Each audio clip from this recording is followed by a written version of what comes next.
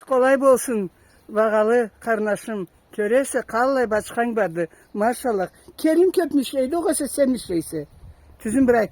Sağ olun, cuvuk kelegiz, kuvvançla kelegiz, sizge de gilik kuvvanç. Da bulayda kim işlese de daş sizge de var dişleri datlayda. Kimge de bulayda yetişedi. Fazla Kan sallaklı, kan söyledi biz anını otlayız. Tabi ettin. Hacı, Mablayda sen yaşagan şurunda kıyını vardı, ben bilemi. Bu rozalanda anga tap salgan bolursuz.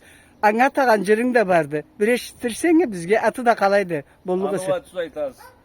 O sügen şu mablay uzunluğuna barına da gardoş orunlarını salganlar, o zaman salganlar.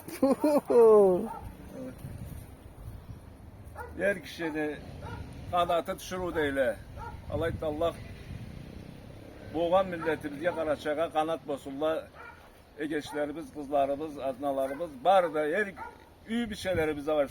Uçursunlar kanat. Amin Allah, amin Allah. Hem de anga tagan jırını. At kalay jırını. Da nuzula de kendinizden talayttan atama. Kettik. Hem de ayıp etmeyiz, uyala. Olsa birlikten de çıkamız da balay sonra cılığımız var dalgınca. Hacini übiçesi tekelerinin uzula. Tekeleri ay menge küyüp olsa menge çurukçukla, lak çurukçukla, taban çukla kaçın kidirikse. Allah aytsa. Anam tekeleden tigicer. Allah aytsa.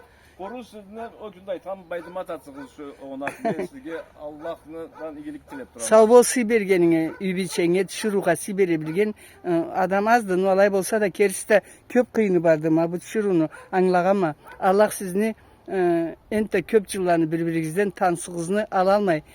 Ulu nasip versin yürügüzge. Kettik cırını cırla çevir. Ha, ayıp etmek sonra. İnanarım uzula bir kör gölle köz attım. Dünyamı unutup seni bir bek yarattım. Dünyamı unutup seni bir bek yarattım. Sen de bolup beni canamı setip şaşırdın. Karap beni ızımdan közlerin bulaşırdın. Karap beni ızımdan közlerin bulaşırdın. Ket almadım ben uzak nürün yaptı yolumu. Ay buluttan çıkkanca sen carıttın yolumu. Ay buluttan çıkkanca sen carıttın yolumu. Gördüm karap bir günde nasip kesi kelgenin. Bildim endi caşavda cazu nasip bergenin. Bildim endi caşavda cazu nasip bergenin. Cırlarıma cır koştun canım aryon uzula. Tik yolumu düzettin arıyor canım gözüm nuzula. Tik yolumu düzettin canım gözüm nuzula. Allah razı olsun. Algışlayma. Sizni kalayten bu ayrı cırla.